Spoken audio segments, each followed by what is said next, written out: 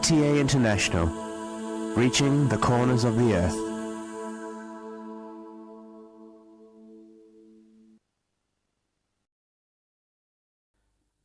اس وقت ہم سیدنا حضرت امیر المومنین خلیفۃ المسیح رابع ایدہ اللہ تعالیٰ بنصر العزیز کا ایک تاریخی خطبہ جمعہ آپ کی خدمت میں پیش کر رہے ہیں حبیبنا صلی علی محمد صلی علی حبیبنا صلی علی محمد صلی علی رسولنا صلی علی محمد صلی علی رسولنا صلی علی محمد صلی علی محمد صلی علی محمد.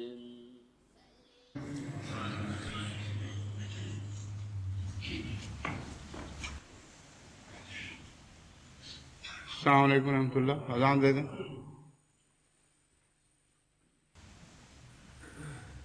اللہ اکبر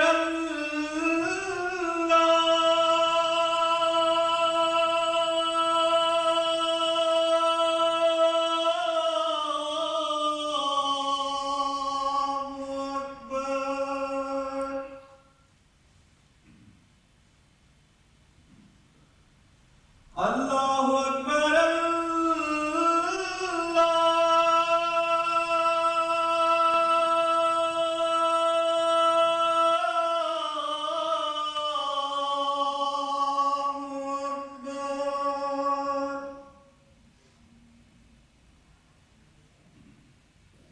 اشہد ان لا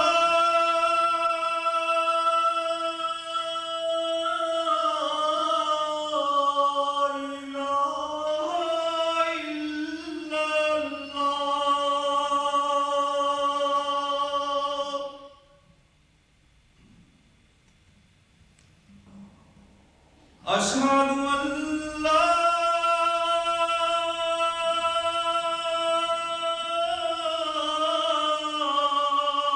إله إلا الله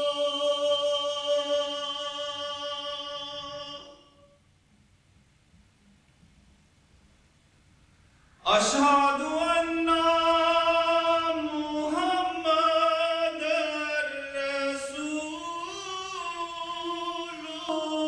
الله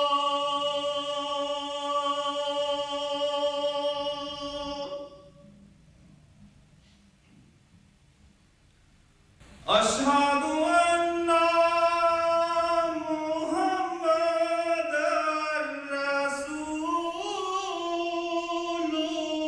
الله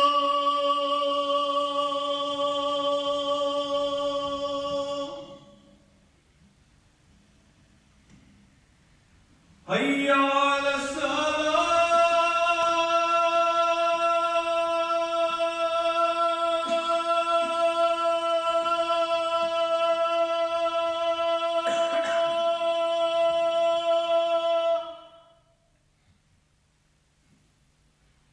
حي على الصلاة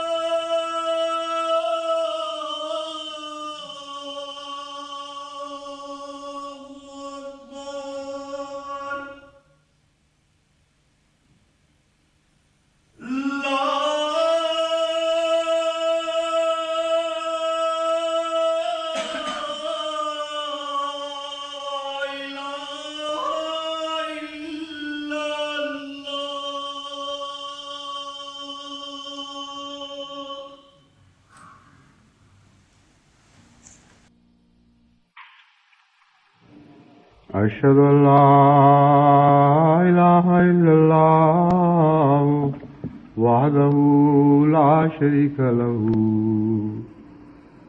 وأشهد أن محمدا عبده ورسوله أما بعد فأعوذ بالله من الشيطان الرجيم بسم الله الرحمن الرحيم والذين جاءوا من بعدهم يقولون ربنا اغفر لنا ولإخواننا الذين سبقونا بالإيمان ولا تجعل في قلوبنا غلا للذين آمنوا ربنا إنك رؤوف رحيم الحمد لله رب العالمين الرحمن الرحيم مالك يوم الدين إياك نعبد وإياك نستعين اهدنا الصراط المستقيم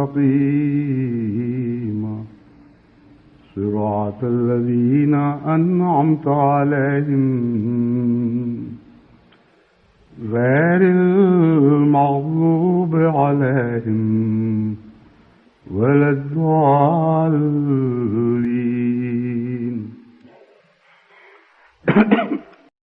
گزشتہ ایک خطبے میں نے یہ ذکر کیا تھا کہ حضرت اقدس محمد مصطفیٰ صلی اللہ علیہ وآلہ وسلم نے ایک موقع پر بدھ کے دن کو منحوس قرار دیا.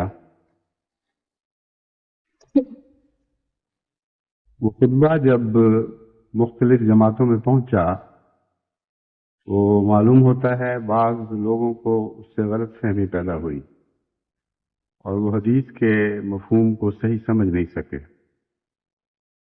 جہاں تک دنوں کا تعلق ہے فی الحقیقت کوئی دن بھی منحوس نہیں، بلکہ بعض دنوں میں گزرنے والے ماجرے بعض دنوں کو منحوس بنا دیتے ہیں اور بعض دنوں کو مبارک بھی بنا دیتے ہیں. خود حضرت اقدس محمد مصطفیٰ صلی اللہ علیہ وآلہ وسلم نے سوال کرنے والے کے سوال کے جواب میں جو مثال بیان فرمائی اس پر اگر تدبر کیا جاتا تو کبھی یہ غلط فہمی پیدا نہ ہوتی. حضور اکرم صلی اللہ علیہ وآلہ وسلم کا کلام ایک عام انسان کا کلام نہیں، اور کلام کرنے والے کے رتبے اور اس کے مقام سے پہچانا جاتا ہے.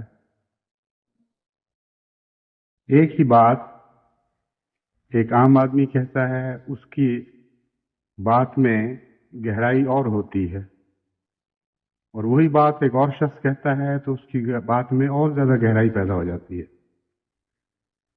کلام الہی اور کلام انسانی میں یہی فرق ہے. قرآن کریم کا مطالعہ کریں، ایک سطحی معنی آپ کے ذہن پہ ابھرتے ہیں، لیکن جوں آپ مزید تدبر کرتے چلے جائیں اس کے گہرائی میں اور زیادہ معارف کے موتی آپ کو نظر آنے شروع ہوں گے، یہاں تک کہ انسان اپنی فکر کے مطابق جتنی بھی جستجو کرتا چلا جائے کلام الہی کی گہرائی کسی ایسے مقام پر نہیں پہنچ سکتی جہاں اس سے آگے راستے بند ہوں، جس کے بعد کوئی آگے مقام نہ آتا ہو. یہی مضمون کائنات پر غور کرنے سے ہمیں معلوم ہوتا ہے. سائنس کا کوئی شعبہ ایسا نہیں جس نے اپنی جستجو میں معارف کے منتہا کو پا لیا ہو. وہی خدا جس نے اس کائنات کو پیدا کیا ہے وہی قرآن کریم کا خدا بھی ہے۔ اس لیے جس طرح دنیا کے معارف یعنی مادی دنیا کے معارف لا منتہا ہیں، اور کوئی دنیا کا بڑے سے بڑا مفکر اور مدبر اور سائنسدان بھی یہ نہیں کہہ سکتا کہ اس چھوٹی سی حقیقت کے پس پردہ جتنی حقیقتیں بھی تھیں ہم نے سب کو پا لیا ہے۔ جو وہ جستجو کا سفر آگے بڑھاتے ہیں، نئے دروازے کھلتے چلے جاتے ہیں اور جستجو کے نئے میدان ان پر روشن ہوتے چلے جاتے ہیں۔ اس نسبت سے اللہ کے کلام کے بعد سب سے زیادہ پرمعارف، سب سے زیادہ گہرا کلام حضرت اقدس محمد مصطفیٰ صلی اللہ علیہ وآلہ وسلم کا کلام ہے۔ ایک شخص نے سوال یہ کیا کہ کون سا دن منحوس ہوتا ہے؟ اس کے جواب میں آپ نے بدھ کا دن بیان کر کے اس کی وجہ بیان فرمایا اس دن فرعون اپنے انجام کو پہنچا اور خدا کی قہری تجلی اس پر گری، اور چونکہ وہ خدا کے غضب کے اظہار کا دن تھا اس لیے وہ منحوس دن تھا۔ لیکن اسی دن حضرت موسیٰ نے نجات بھی تو پائی تھی، وہ دن حضرت موسیٰ کے لیے مبارک دن بھی تو تھا۔ غور کرنے والے کا ذہن اس طرف منتقل نہیں ہوا کہ خدا کے عذاب کا دن ان لوگوں کے لیے منحوس ہے جن پر وہ عذاب نازل ہوتا ہے، ان لوگوں کے لیے نہیں جن کی وجہ سے وہ عذاب نازل ہوتا ہے، جن کو بچانے کے لیے وہ عذاب نازل کیا جاتا ہے۔ بس ایک پہلو سے ایک دن منحوس ہے، وہی دوسرے پہلو سے وہی دن برکتوں والا دن بن جاتا ہے۔ حضرت صلی اللہ علیہ وآلہ وسلم کی زندگی میں ایک بھی دن ایسا نہیں آیا، ایک دن کا ایک لمحہ بھی ایسا نہیں آیا جسے آپ منحوس قرار دے سکیں۔ بس اس مثال سے واضح ہوتا ہے کہ دن نے نحوست پیدا نہیں کی تھی، بلکہ فرعون نے اس دن کو منحوس بنایا تھا۔ ہر مکان کو اس کے مکین سے شرف حاصل ہوا کرتا ہے۔ اسی طرح زمانے کا بھی ایک ظرف ہے، اس ظرف میں جو کام کیے جاتے ہیں وہ زمانے کو منحوس بھی بنا دیا کرتے ہیں اور مبارک بھی کر دیا کرتے ہیں۔ بس بدھ کا دن ایک پہلو سے منحوس تھا ان لوگوں کے نقطۂ نگاہ سے جن پر خدا کا عذاب نازل ہوا، اور ایک پہلو سے بے انتہا مبارک دن تھا جو تاریخ میں کبھی بھی بھلایا نہیں جا سکے گا، کیونکہ اس دن خدا نے ایک مظلوم قوم کو ایک ظالم کے پنجے سے نجات بخشی تھی۔ اس پہلو سے جب حضرت مسیح موعود علیہ السلام کے الہامات کی روشنی میں اور بعد میں رونما ہونے والے واقعات کی روشنی میں ہم بدھ کے دن پر غور کرتے ہیں تو یقیناً اس میں جہاں بعض نحوستیں ہیں وہاں جماعت احمدیہ کے لیے بہت سی برکتیں بھی ہیں، لیکن ان برکتوں کے دور کے بعد ابتلاؤں کے دور بھی ہوا کرتے ہیں، اور ان برکتوں کو حاصل کرنے کا اہل بنانا ان لوگوں کا کام ہے جن کی خاطر وہ برکتیں مقدر کی جاتی ہیں۔ اس دن کے بعد جس دن حضرت موسیٰ علیہ السلام کو اور آپ کی قوم کو نجات عطا ہوئی، اور بھی بہت سی باتیں ہوئیں۔ خدا کے بہت سے وعدے تھے ان کے حق میں، لیکن بدقسمتی سے قوم کی بدعمالی کی وجہ سے وہ وعدے ٹل گئے۔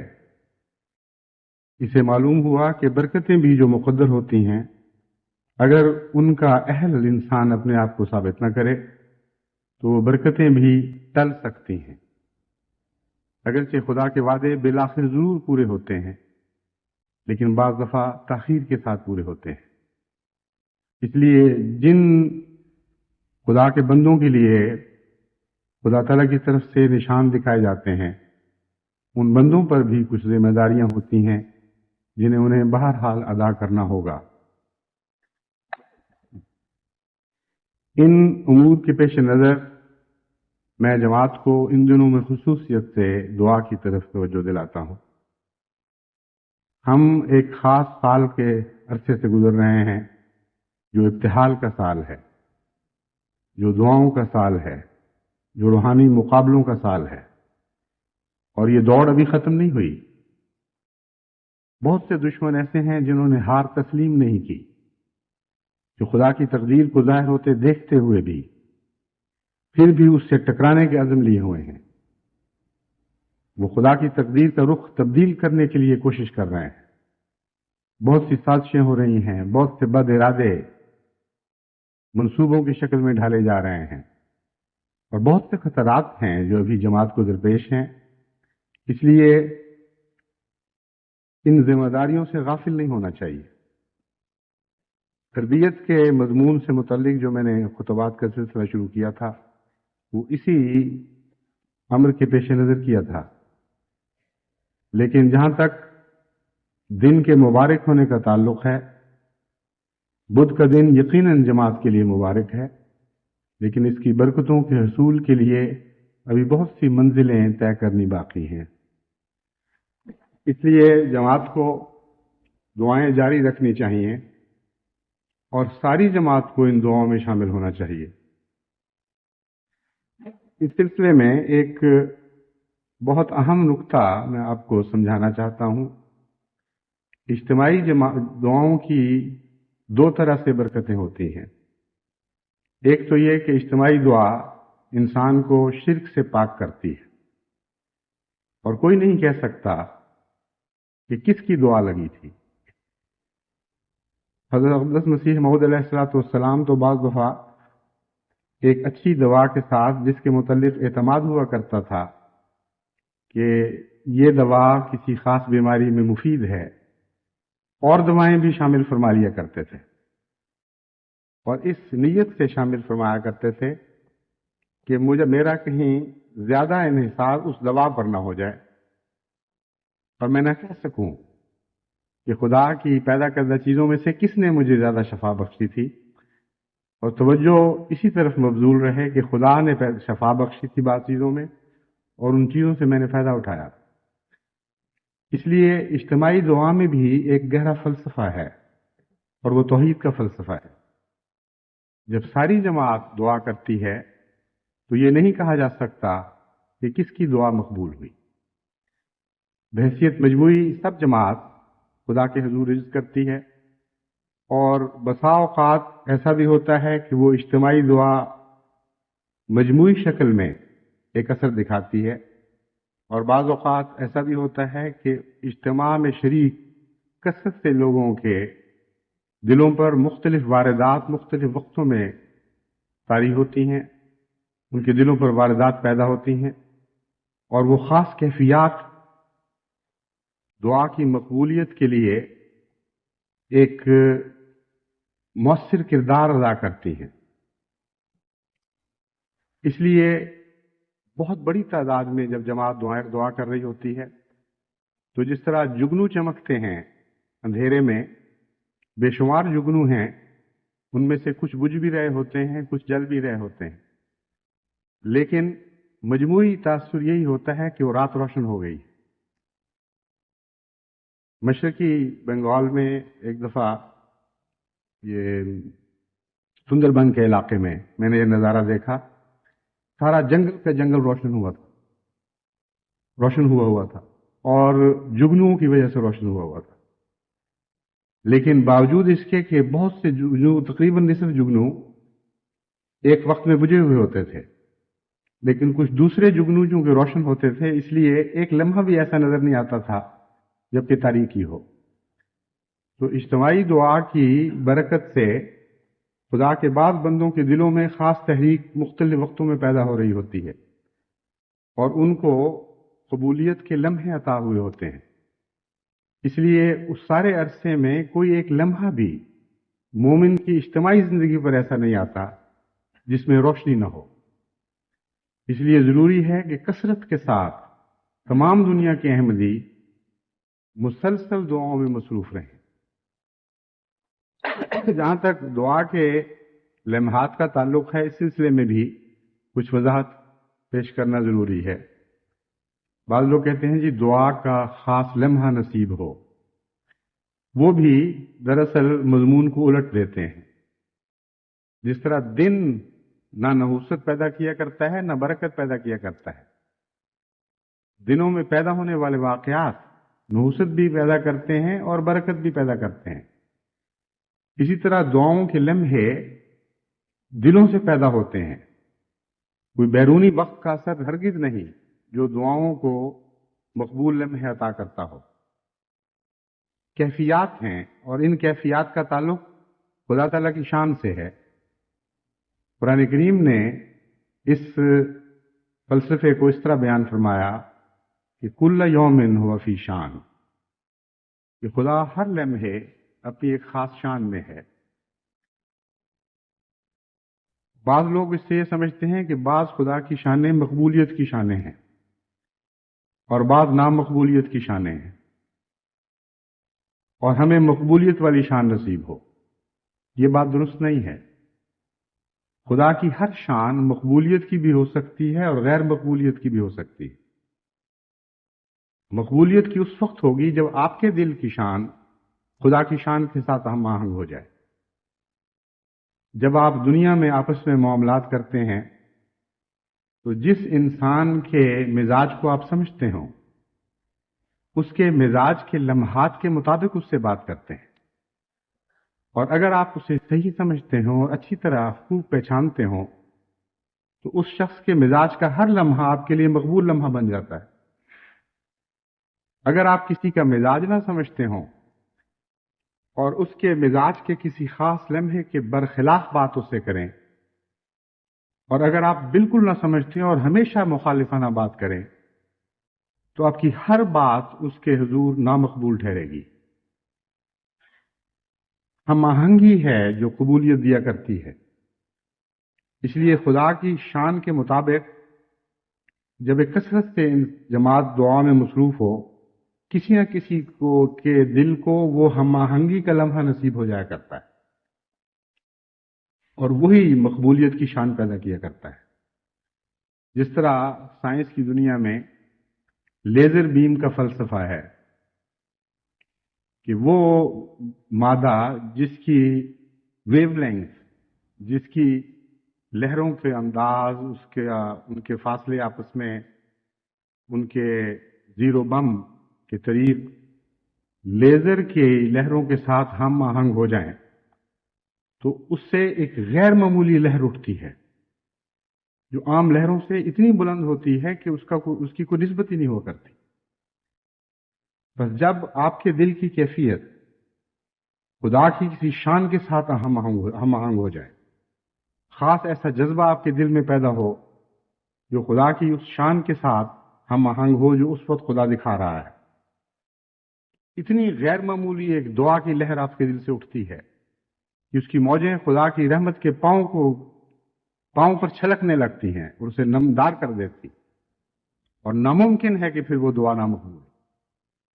تو اگر ساری جماعت اسی طرح دعاؤں میں لگی رہے، جماعت کے ہر فرد کے مختلف جذبات ہیں، مختلف کیفیات ہیں، مختلف ان کی پاکیزگی کے حالات ہیں، مختلف خلوص کے حالات ہیں، توحید کا عرفان بھی ہمیشہ ایک سا نہیں رہا کرتا۔ بعض اوقات توحید کا عرفان ایک خاص شان کے ساتھ انسان کے سامنے ابھرتا ہے۔ ایسے لمحات جب خدا کی کسی شان سے ہم آہنگ ہوتے ہیں تو اس دعا میں سے ایک عظیم قوت اٹھتی ہے، اور دعا کرنے والے کو معلوم ہو جاتا ہے کہ یہ دعا نامقبول نہیں ہو سکتی۔ اس لیے بہت ہی ضروری ہے کہ ہر آدمی خواہ اپنے آپ کو چھوٹا سمجھے یا بڑا سمجھے، یا عام دنیا کی نظر میں نیک ہو یا بد ہو، دعاؤں میں مصروف رہے۔ احادیث سے پتہ چلتا ہے کہ بعض دفعہ بدوں کے دل سے بھی ایک ایسی دعا اٹھتی ہے جو خدا کی کسی شان کے ساتھ ہم آہنگ ہو جاتی، اور ان کی ساری عمر کی بدیاں ان کو جہنم میں دھکیلنے میں ناکام رہتی ہے، اور اس ایک لمحے کی دعا مقبول ہو جاتی ہے اور اس کی ساری زندگیوں کی بدیوں کے عذاب سے ان کو بچا لیتی۔ تو حضرت اقدس محمد مصطفیٰ صلی اللہ علیہ وآلہ وسلم کا کلام بہت ہی عارفانہ کلام ہے، بہت ہی گہرا ہے، اور اس کے مطالب کو سمجھنا چاہیے۔ اس لیے میں جماعت کو متوجہ کرتا ہوں کہ دعاؤں میں مصروف رہیں اور دعاؤں کو بدلتے بدلتے رہیں، ان کے رخ پلٹتے رہیں۔ یہ بھی قبولیت دعا کا مقام حاصل کرنے کے لیے ایک اچھا راز ہے۔ اس کو سمجھنے سے آپ کو قبولیت دعا کا ایک اور فلسفہ سمجھ آ جائے گا۔ ایک ہی نہج پر، ایک ہی طرز پر، جس طرح طوطا بولتا ہے یا کوئی بچہ جس نے سبق رٹا ہو وہ سبق پڑھتا ہے، اس رنگ میں اگر کوئی دعا کرتا چلا جائے تو ہو سکتا ہے اس کی ساری عمر کی دعا بھی بے معنی ہو۔ اسی لیے وہ لوگ جو وظیفوں میں مبتلا ہو جاتے ہیں، بسا اوقات وہ اپنا وقت ضائع کرتے ہیں، وہ ان باتوں کی تلاش میں رہتے ہیں کون سا وظیفہ ملے جو کارگر ثابت ہو، حالانکہ اصل وظیفہ وہ ہے جو دل کا تعلق خدا سے پیدا کر دے، اور کوئی وظیفہ یہ کام نہیں کر سکتا جب تک اسے سمجھ کر، غور کر کے، اپنے دل پر طاری کر کے اسے ادا نہ کیا جائے۔ اور دعاؤں میں بھی آپ کو اس طرح دعاؤں کو الٹنا پلٹنا چاہیے کہ آپ کے مزاج میں سے وہ روح نکالیں، آپ کے دل میں ایک گرمی پیدا کریں، آپ کی فطرت میں وہ سوز عطا کر دیں، جس کے نتیجے میں پھر دعاؤں میں قوت پیدا ہوتی ہے۔ اس لیے دعاؤں کے رنگ بدلنے چاہیے، کبھی کسی رنگ میں، کبھی کسی رنگ میں، پلٹ پلٹ کے دعاؤں کو مختلف رنگ میں اس طرح بیان کرنا چاہیے کہ آپ کو محسوس ہو کہ آپ کے دل میں اس کے ساتھ ایک خاص حرکت پیدا ہوئی ہے، ایک خاص گداز پیدا ہوا ہے۔ محض رونا کوئی چیز نہیں ہے، وہ کیفیات ایسے تجربے ہیں جو اچانک آپ کو نصیب ہوں گے۔ کوشش کریں، محنت کریں، اور اپنے ذہن میں ایسے انداز سوچتے رہیں جس سے آپ کے دل میں گرمی پیدا ہو، آپ کے مزاج میں ایک خاص قسم کا روحانی لطف پیدا ہو۔ ایسی کوشش کے نتیجے میں پھر وہ لمحے آپ کو نصیب ہو سکتے ہیں جن کے نتیجے میں آپ کے دل کی شان خدا کی کسی شان کے ساتھ ہم آہنگ ہو جائے، اور پھر از خود اپنی قوت سے ایک دعا اٹھے گی جس کے لیے زور نہیں لگانا پڑتا۔ وہ دعا ایسی دعا ہوگی جو خود بتائے گی کہ میں ایک خاص لمحے کی پیداوار ہوں، یا میں وہ دعا ہوں جس نے یہ لمحہ پیدا کیا ہے، اور اس کے نتیجے میں اللہ تعالیٰ کے فضل سے آپ کو قبولیت کے عظیم الشان نشان دکھائے جائیں گے۔ جس دور سے ہم گزر رہے ہیں اس میں بعض علماء ہیں جو پہلے سے زیادہ بدبختی میں بڑھ گئے ہیں، ان کی زبانیں پاک ہونے کی بجائے گندی سے اور گندی ہوتی چلی جا رہی، اور وہ ضد میں مبتلا ہو گئے۔ بعض جگہ تو یوں معلوم ہوتا ہے جیسے وہ خدا سے انتقام لینے کی سوچ رہے ہیں کہ گویا نعوذ باللہ خدا ہوتا کون ہے، ایک کمزور جماعت کے حق میں نشان ظاہر کرنے والا جس کو ہم مغضوب سمجھ رہے ہیں۔ خدا کا کیا کام ہے کہ ہماری مرضی کے خلاف کسی سے رحمت اور پیار کا سلوک کرے اور ہمیں اپنے غضب کا نشانہ دکھائے، گویا کہ یہ ان کا رد عمل ہے۔ اس لیے اللہ کی تقدیر ان کے متعلق جو ظاہر ہوگی وہ تو ظاہر ہوگی، لیکن اس کی رحمت کی تقدیر کا جہاں تک تعلق ہے، اسے پانے کے لیے، اسے زیادہ جذب کرنے کے لیے ہمیں بہرحال دعا کے سے غافل نہیں ہونا چاہیے، اور دعا میں غیر معمولی زندگی اور سوچ پیدا کرنے کی کوشش کرتے رہنا چاہیے۔ جہاں تک تربیتی مضمون کا تعلق ہے، میں بیان کر رہا تھا کہ بعض دانشور ہوتے تو دانشور ہی ہیں، یعنی جہاں تک انسانی پیمانوں کا تعلق ہے، ان کی عقل کی جلا وغیرہ اور ان کی طرز فکر کو آپ ایک دانشوری کی طرز فکر اور دانشوری کی عقل کی جلا کہہ سکتے ہیں، لیکن میں نے قرآن کریم کی اصطلاح میں بیان کیا تھا کہ قرآن کریم سے پتہ چلتا ہے کہ دو قسم کے دانشور ہیں۔ ایک وہ ہیں جن کی دانشوری اللہ کی محبت اور بنی نوع انسان سے تلطف اور رحمت کے نتیجے میں جلوے دکھاتی ہے اور حرکت میں آتی ہے. وہ رحمت سے اور شفقت سے اپنے لیے قوت متحرکہ حاصل کرتی ہے. اور ایک دانشوری وہ ہے جس کا مادہ غیظ ہے، غضب ہے، انتقام ہے اور کوئی احساس کمتری ہے. یہ دونوں قسم کے دانشور بالکل مختلف اثر معاشرے پر پیدا کیا کرتے ہیں. اور جماعت کو میں نے نصیحت کی تھی کہ ہم میں جو دانشوروں کو ایک طبقہ منفی سوچ والا پیدا ہو رہا ہے ان کو اپنی فکر کرنی چاہیے.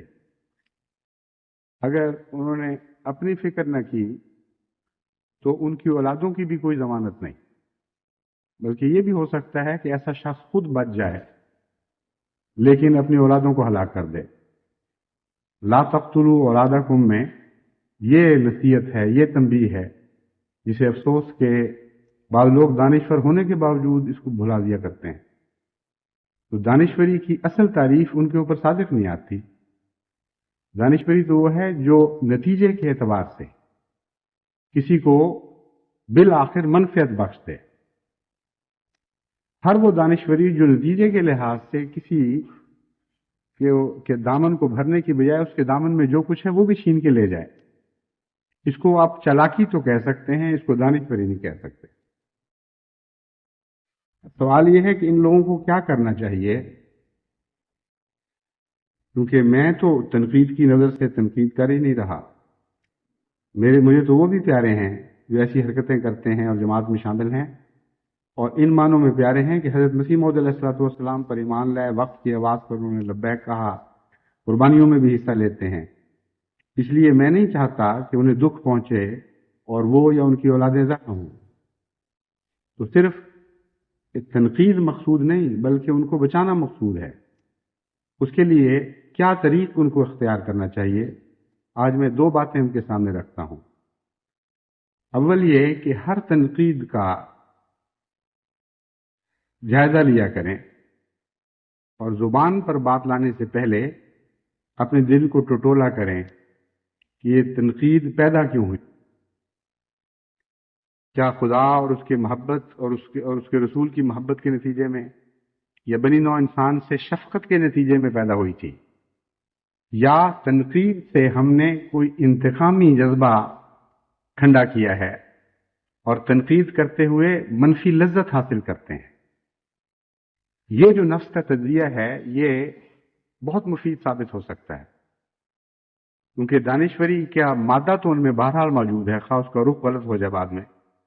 اس لیے ایسے لوگ جو دوسروں پر تنقید کر سکتے ہیں وہ اپنے پر بھی تنقید کی اہلیت رکھتے ہیں. بسا اوقات سوچتے نہیں ہیں، اس لیے وہ نہیں کرتے. اس لیے وہ تنقید کریں، اور اس تنقید کے دوران بعض طریق ایسے ہیں جن سے ان کو جلدی اپنی بات کی سمجھ آ سکتی ہے.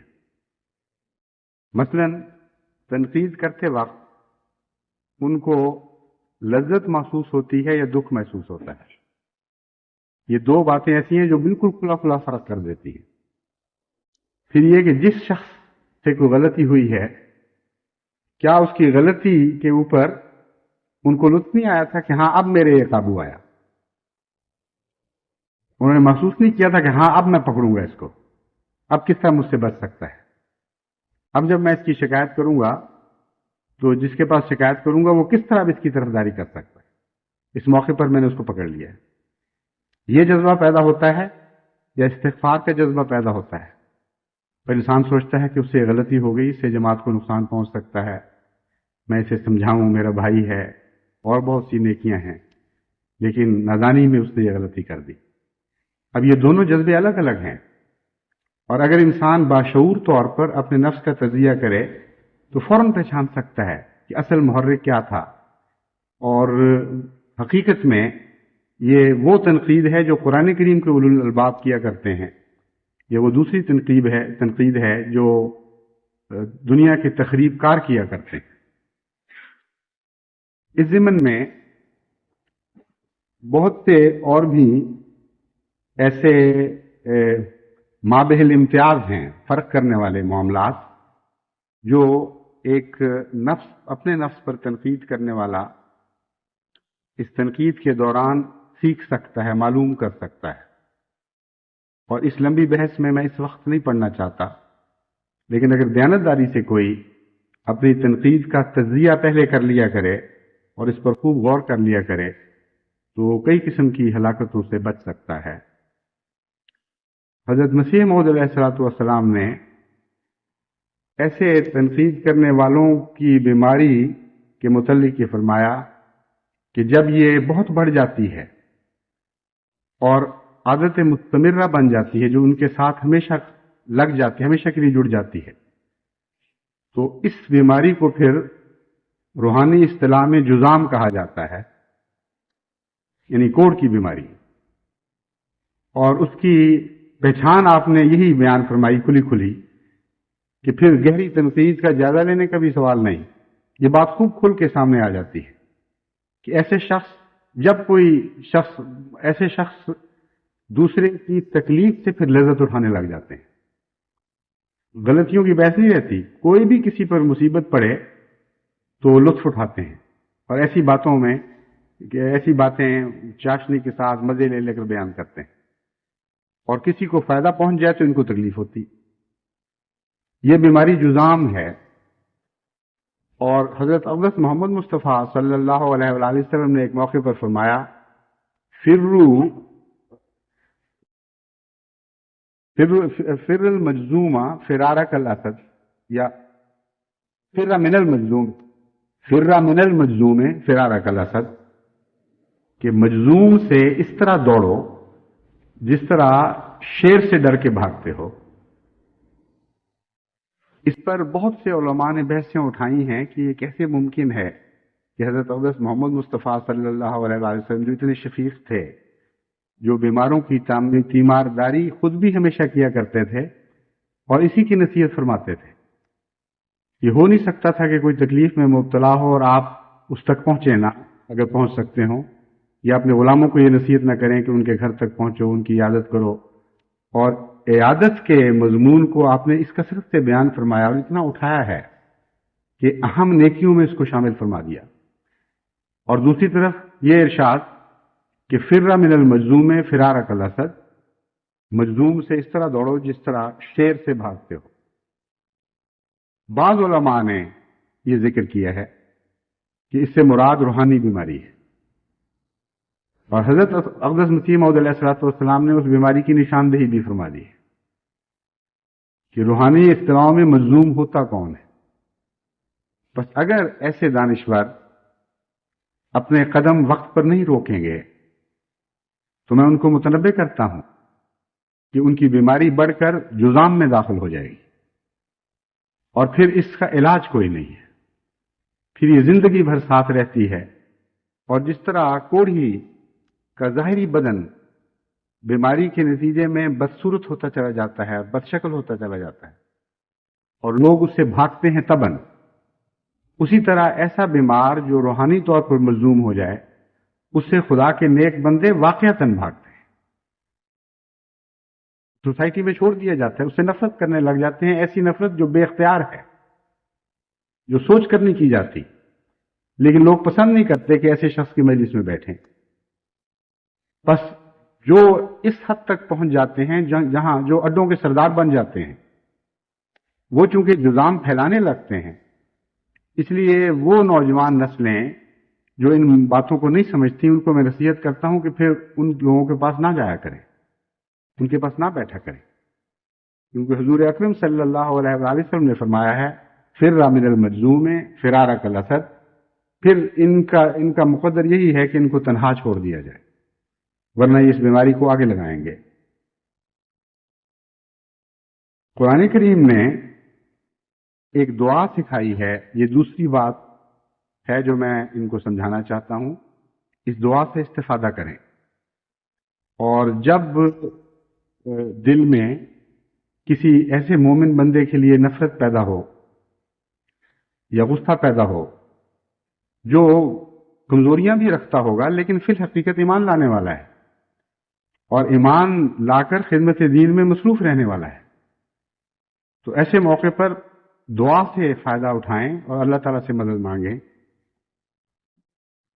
قرآن کریم کی جس آیت کی میں نے تلاوت کی تھی اس میں یہی دعا مذکور ہے. فرمایا والذین جاؤوا من بعدہم یقولون ربنا اغفر لنا ولاخواننا، وہ لوگ جو انصار اور مہاجرین کے بعد آئے، کیونکہ پہلا جو مضمون ہے یہ انہی کا بیان ہو رہا ہے، یعنی جنہوں نے براہ راست حضرت اقدس محمد مصطفیٰ صلی اللہ علیہ وآلہ وسلم کی ویسی صحبت بھی پائی جیسی مہاجرین اور انصار کو نصیب ہوئی. ان لوگوں کو کیا کرنا چاہیے؟ ان میں سے بعض ایسے ہیں جو یہ کرتے ہیں، یہ خدا بیان فرما رہا ہے، اور آن حضور صلی اللہ علیہ وآلہ وسلم کی تربیت کے نتیجے میں وہ یہ پہلے سے دعا کر رہے ہیں.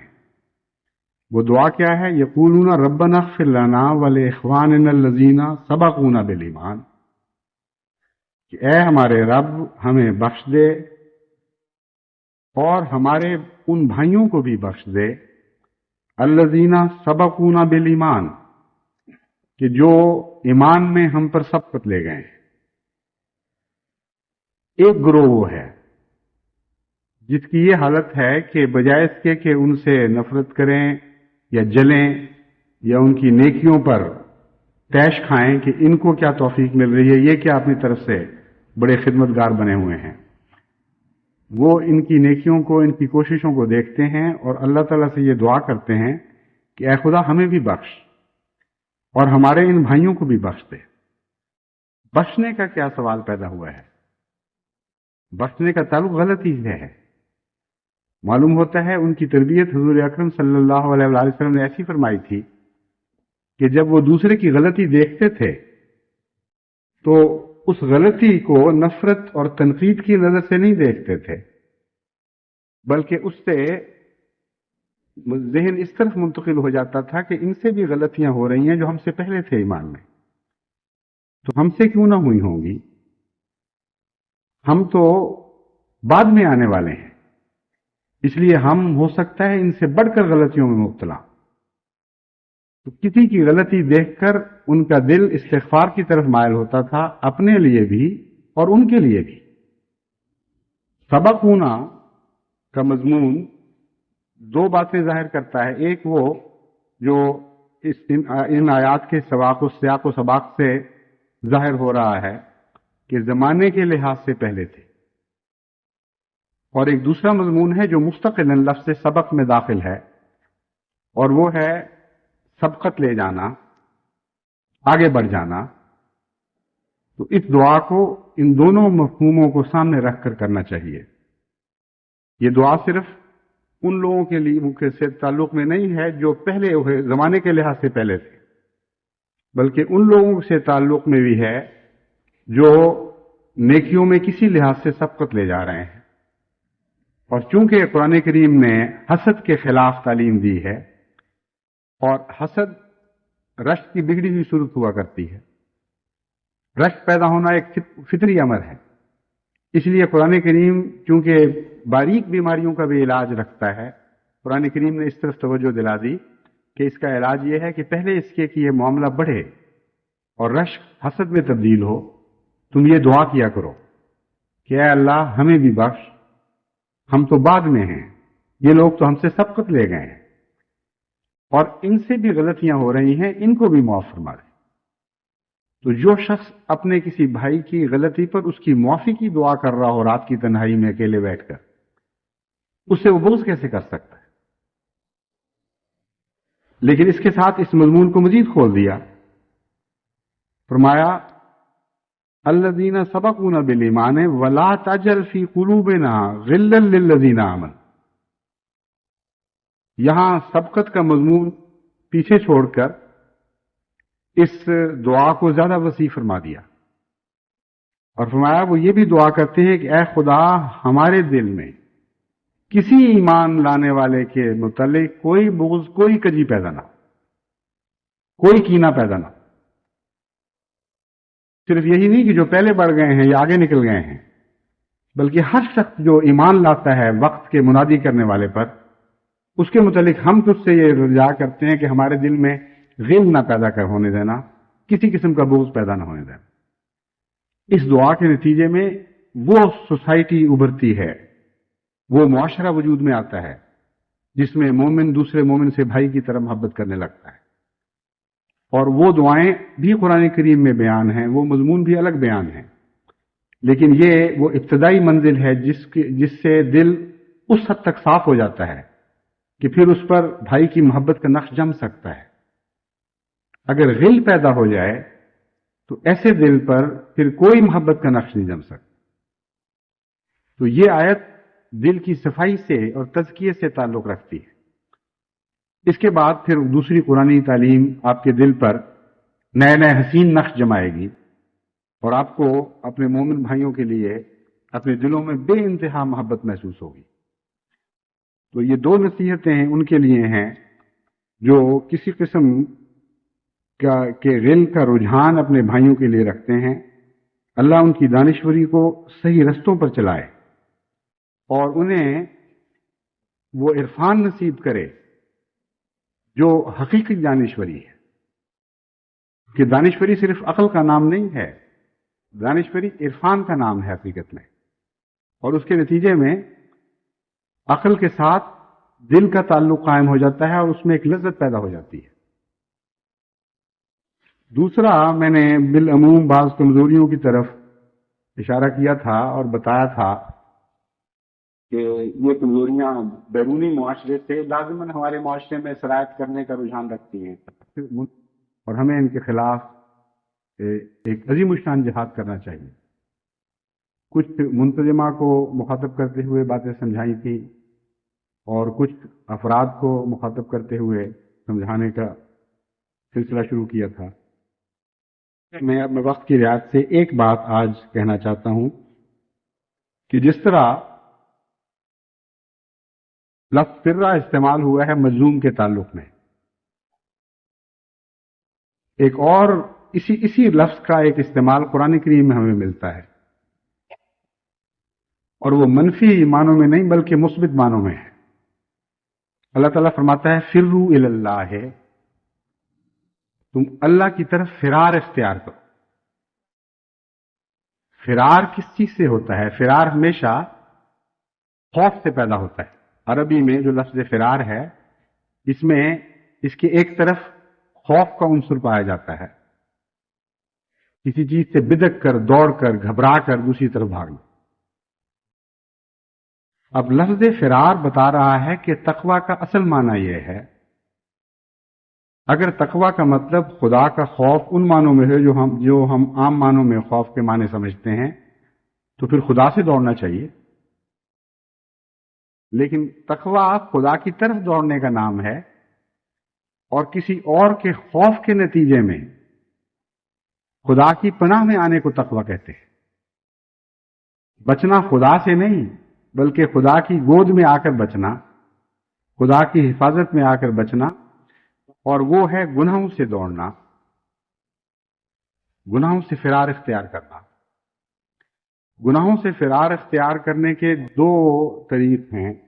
ایک تو یہ کہ آپ گناہ کو اس لیے ترک کر رہے ہیں کہ آپ کو معلوم ہے کہ گناہ ہے، اللہ تعالیٰ ناپسند کرتا ہے اور آپ اس گناہ کو چھوڑ دیتے ہیں.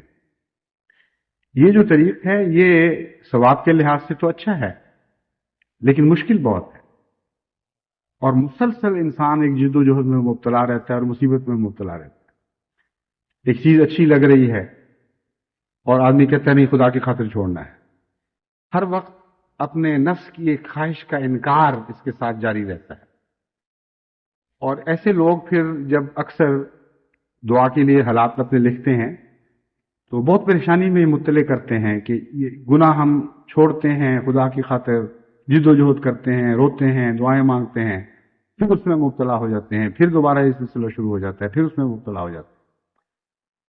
اگر اخلاص کے ساتھ یہ جد و جہد کی جائے تو بالآخر ایک لمبی تکلیف کے دور سے گزر کر انسان اس سے نجات پا جاتا ہے. یہ کوئی ناکام رہنے والا طریق نہیں ہے لیکن مشکل رستہ ہے.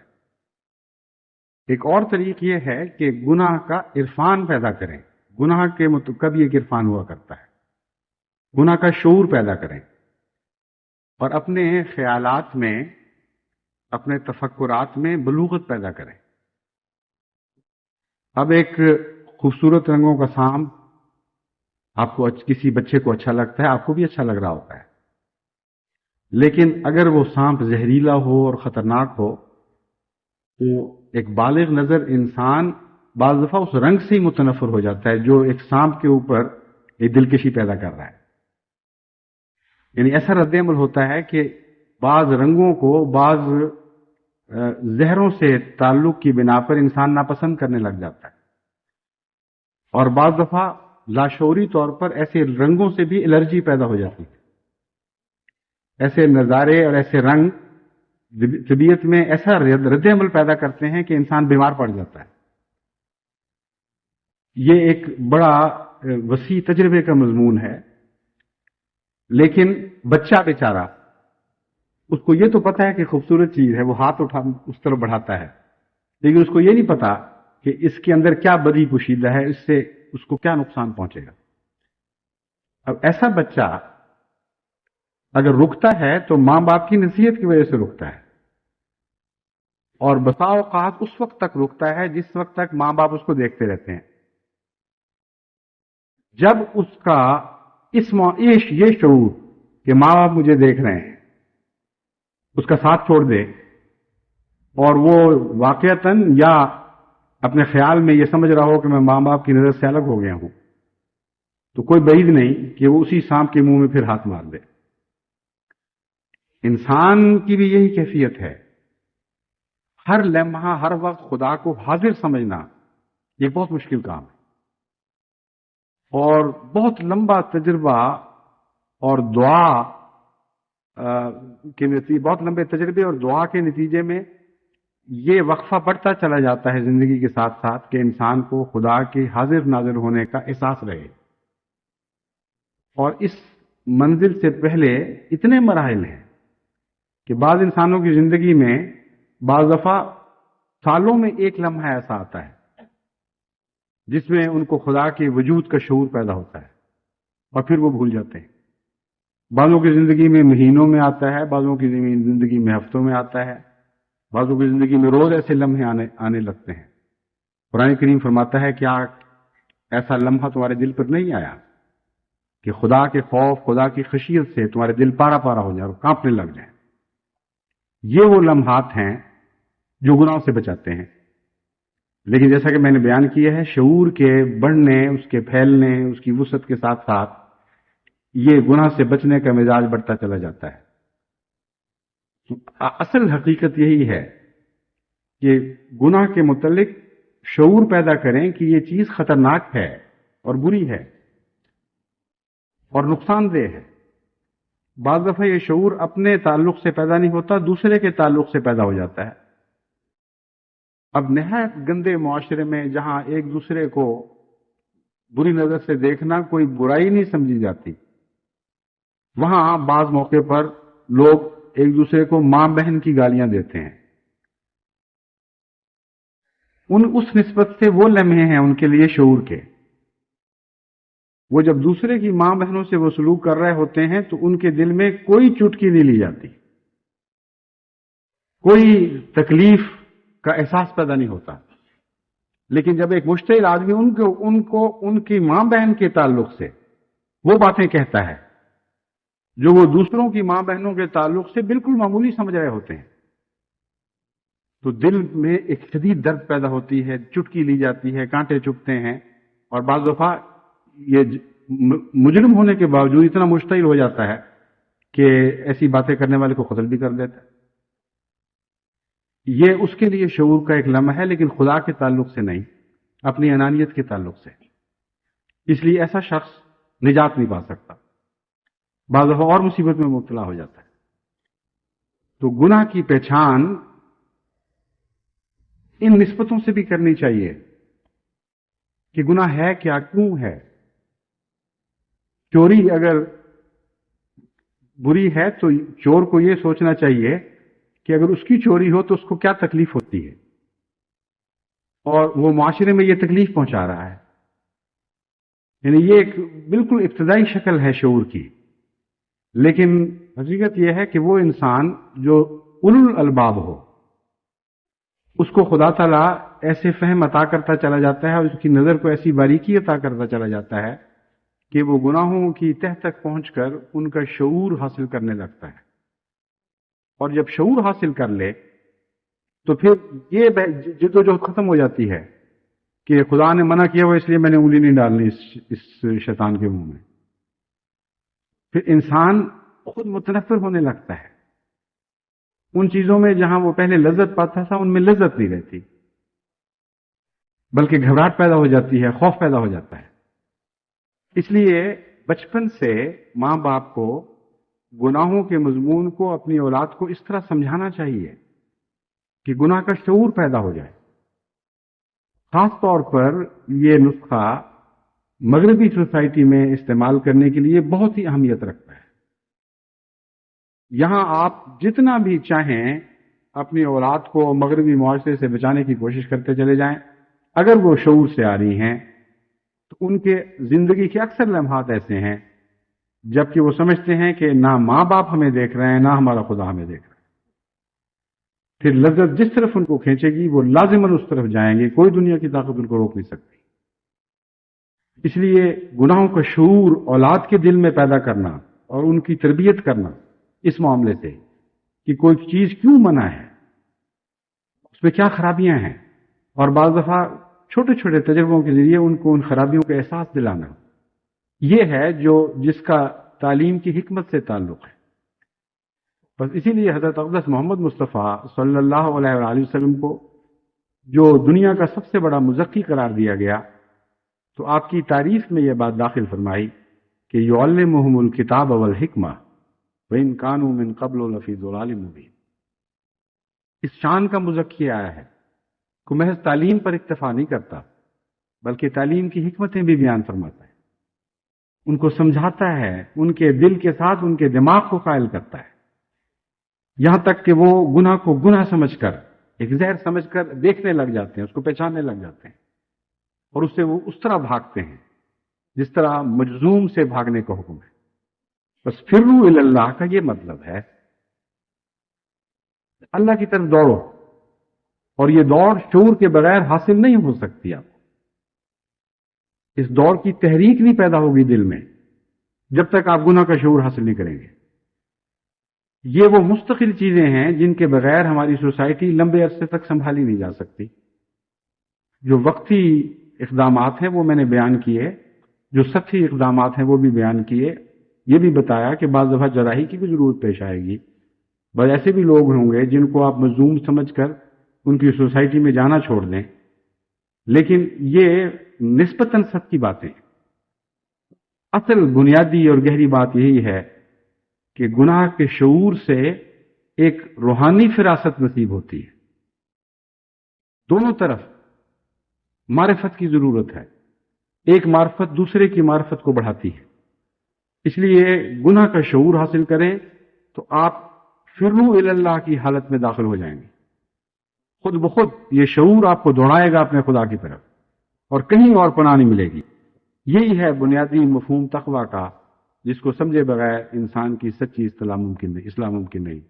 اللہ تعالیٰ جماعت کو بالعموم ساری دنیا میں توفیق بخشے کہ جس عظیم اور نازک اور تاریخی اور نہایت اہم دور سے ہم گزر رہے ہیں اس کے تقاضے پورے کریں خدا کی عطا کردہ توفیق کے ساتھ، اور گناہوں کو چھوڑیں لذت کے ساتھ، تکلیف اور مصیبت کے ساتھ نہیں، بلکہ پورے کامل اطمینان کے ساتھ کہ ہاں اب ہم امن میں آ گئے ہیں، اور یہ امن خدا کی گود کے سوا اور کہیں نصیب نہیں ہو سکتا.